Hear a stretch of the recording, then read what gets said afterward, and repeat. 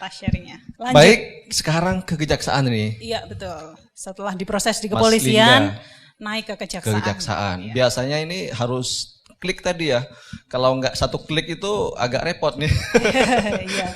Bisa bolak-balik nih antara kepolisian dan kejaksaan.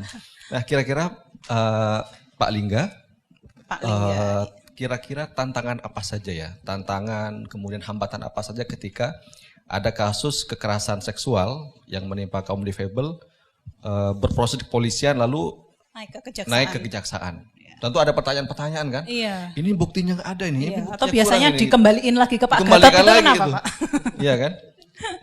Karena hambatannya cukup terbaca di dalam PP itu ada hambatan penglihatan, itu jadi problem kesaksian kan?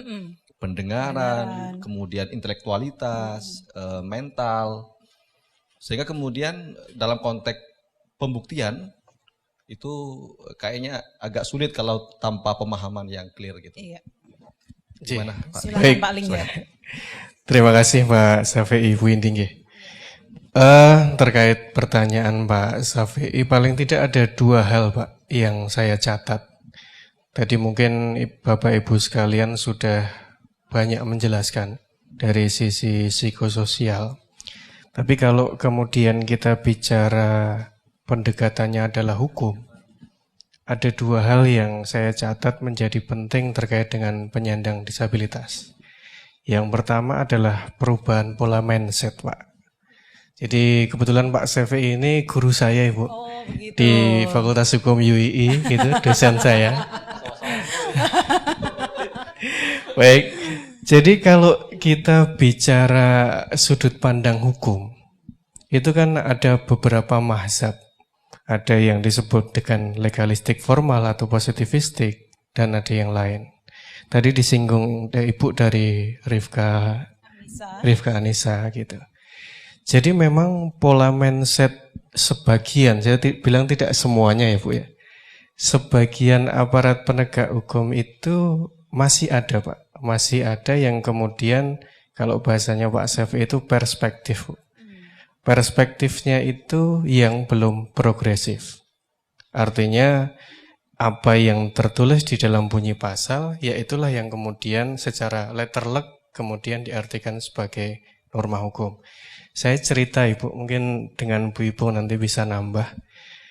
Saya awal kali masuk di Kejari Gunung Kidul sekitar 1,5 tahun yang lalu, itu langsung dapat perkara yang korbannya itu penyandang disabilitas. Pada saat itu oleh penyidik dipasang pasal 285 KUHP. Betul ya Bu ya? Nah pada saat itu dipasang 285 KUHP itu di dalam berkas memang masih agak sumir Pak Safei. Kalau ini bicaranya kekerasannya kan harus dibuktikan. Sementara korban tidak akan bisa menjelaskan itu. Karena pada saat itu penyandang disabilitasnya adalah tunarungu wicara. Tidak bisa menjelaskan secara verbal, otomatis membuktikan unsur kekerasannya kan menjadi sangat susah.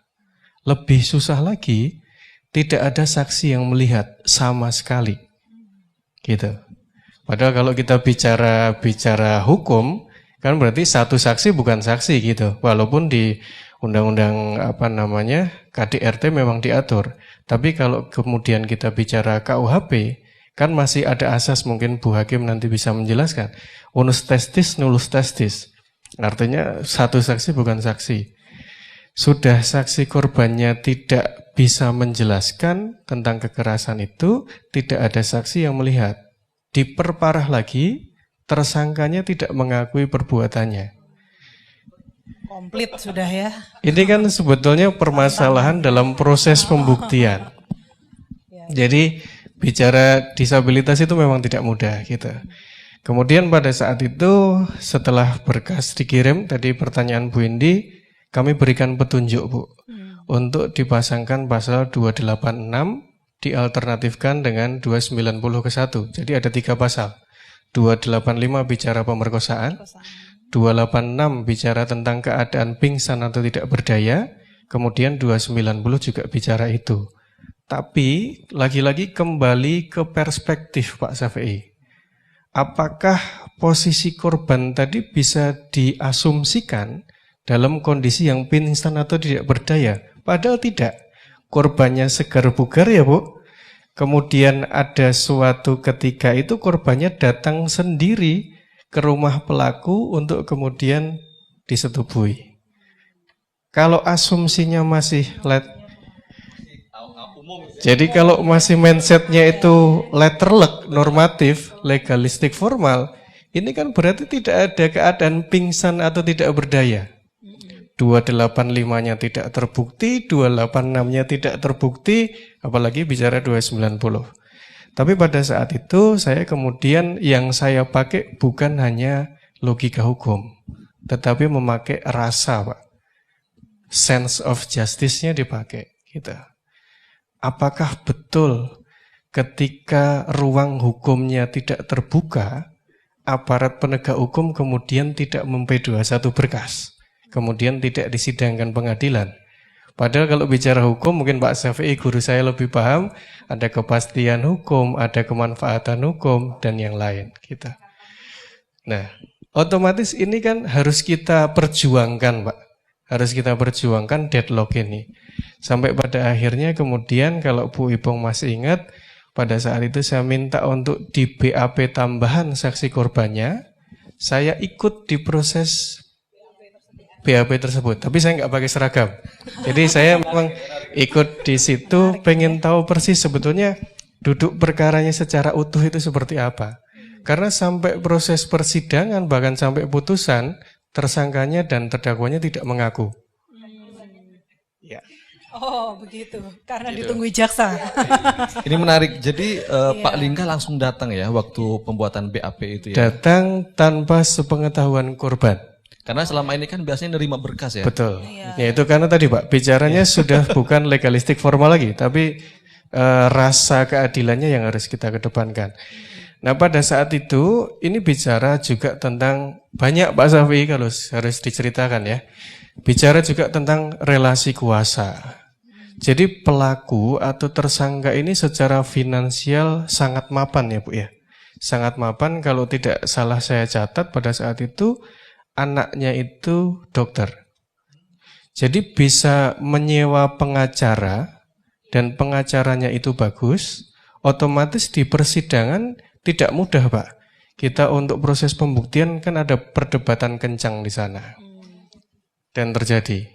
Nah alhamdulillah pada saat itu saya juga seperti Pak Gatot tadi sampaikan, saya juga kaget karena baru masuk di Gunung Kidul, di proses persidangan ternyata Bu Ipong dan rekan-rekan membawa alat peraga. Nah itu kaget juga ya. Lagi-lagi Pak, lagi-lagi itu sangat membantu sekali. Sangat membantu sekali. Makanya tadi di proses penyidikan saya ikut masuk itu karena tidak semua bisa terungkap dengan tulisan, dengan kata di dalam berkas. Makanya kemudian kita harus masuk ikut di dalamnya. Di dalam proses persidangan pun kalau tanpa alat bantu itu saya rasa sangat sulit. Karena bisa jadi Pak Syafi'i ketika kita mau menanyakan lebih dalam apa yang dialami oleh korban, instruksi dari penasihat hukum itu kan cukup kencang. Jadi itu pengalaman yang saya alami di Gunung Kidul. Satu, bicara tentang pola mindset. Jadi ini tidak bisa kalau kita mindsetnya masih mengapai pola mindset legalistik formal. Tapi apakah itu kemudian sekarang APH sudah mulai berubah? Saya kira pelan-pelan sudah mulai ada pergeseran untuk menuju ke arah itu. Gitu. Gitu ya Bu ya. Oke. Semoga itu nanti pelan-pelan karena saya khawatir ketika nanti yang menjadi korban adalah penyandang disabilitas ketemu dengan yang pola mindset-nya adalah positivistik. Nah, ini yang celaka di situ. Kan gitu. Apalagi ketika kita rujukannya adalah KUHAP, lagi-lagi ya Bu Ipong ya. KUHAP itu hanya menggunakan istilah juru bahasa. Nanti mungkin bisa dicek, mungkin bisa disempurnakan oleh Ibu Hakim. Hanya menggunakan istilah juru bahasa. Padahal juru bahasa itu kan hanya satu bagian saja yang dibutuhkan oleh penyandang disabilitas. Gitu. Jadi itulah yang juga deadlock-nya adalah gimana caranya kemudian pola mindset itu bisa beriringan dengan regulasi yang sudah dibuat. Semoga ke depan ini bisa diakomodir. Yang kedua, saya catat permasalahan yang mendasar adalah kerjasama, Bapak. Kerjasama. Jadi semoga forum ini nanti karena disiarkan melalui medsos ya, ini bisa menjadi tonggak awal kerjasama antara pihak-pihak yang terkait itu bisa terjalin. Saya membayangkan di dalam alam pikir saya itu kalau memang bisa terjadi, penyandang disabilitas itu ketika merasa menjadi korban, melaporkan ke pihak kepolisian itu bisa langsung connect kemanapun. Misalnya ketika LP gitu ya, laporan polisi, atau kalau sebelum LP ada Dumas ya Pak ya. Ya. Nah, ketika LP itu bisa connect, misalnya dari penyidik bisa connect-kan ke rumah sakit misalnya, atau kemudian kemana yang sekiranya itu memang langsung dibutuhkan oleh penyandang disabilitas. Nah nanti ketika memang perkara itu harus diproses, penyidikan itu dilimpahkan ke penuntut umum juga sudah connect, oh ternyata ada perkara yang akan diproses oleh penyidik dan ternyata itu melibatkan penyandang disabilitas. Harapan saya itu semuanya nanti sudah mengambil perannya masing-masing. Tapi apakah itu nanti bisa dijalankan, itu tergantung kita semua. Karena itu butuh proses yang cukup panjang. Prosesnya Bu Santi ini nanti. Tapi ini nasional harapannya, kalau Jogja kan sudah lumayan ada ini. Harapan saya kita menjadi apa ya? Contoh ya. Contoh, paling tidak DIY ini bisa menjadi contoh. Karena sekali lagi jujur Bu, harus diakui, di kami Pak Syafi'i, penyandang disabilitas itu regulasi secara nasional yang khusus mengatur terkait disabilitas di Kejaksaan belum ada. Tapi Kejaksaan Tinggi DIY pada saat kemarin Bapak Kajati sudah mengeluarkan keputusan Kajati. Tetapi ini kan hanya regulasi yang sifatnya sektoral. Hanya ada di DIY gitu. Nah, apakah dengan teman-teman yang ada di wilayah lain? Itu dua hal yang cukup penting. Dan mungkin kalau boleh menambahkan Bu Indi dan Pak Syafi'i, harapan saya nyambung apa yang disampaikan Bu Santi tadi. Kalau bicara tentang penyandang disabilitas, ini kan tidak bisa kita berjalan sendiri. Ada dua hal yang kalau bisa kami usulkan di dalam forum ini. Di lingkup pemerintahan paling kecil itu kan sekarang sampai ke tingkat pemerintah desa. Dan pemerintah desa itu juga dilekati dengan anggaran ya Bu. Dilekati dengan anggaran yang tidak sedikit Pak Syafi'i. Mungkin kalau di rata-rata 1 tahun anggaran itu bisa 1,5 sampai 2 M. Nah, selain dilekati dengan anggaran, pemerintah desa itu juga dilekati dengan kemandirian untuk membuat regulasi. Artinya desa itu punya otonomi untuk mengatur wilayahnya. Nah, harapan saya di tingkat desa seperti tadi disinggung awal oleh Bu Santi, dibuat regulasinya, kemudian disokong juga dengan anggarannya, dan itu kemudian bisa dikoneksikan dengan pemerintah daerah. Nah, itu kan akan menjadi sebuah impian yang bisa terwujud karena ada anggarannya. Susahnya kalau kita punya keinginan tapi nggak ada anggarannya. Nah, di desa itu besar sekali anggarannya. Kenapa itu tidak kemudian kita dorong ke arah sana? Yang kedua yang tadi saya sampaikan ke Pak Syafi'i, interkoneksitas itu kalau bisa kita wujudkan sama-sama agar ini tidak hanya menjadi forum diskusi, tetapi juga bisa menjadi forum yang diaplikasikan. Mungkin itu Pak yang bisa saya sampaikan terkait pengalaman di Gunung Kidul. Terima kasih. Menarik sekali. Menarik paling enggak ya? Saya boleh tanya satu lagi nggak Pak? Monggo Bu Indi. Tadi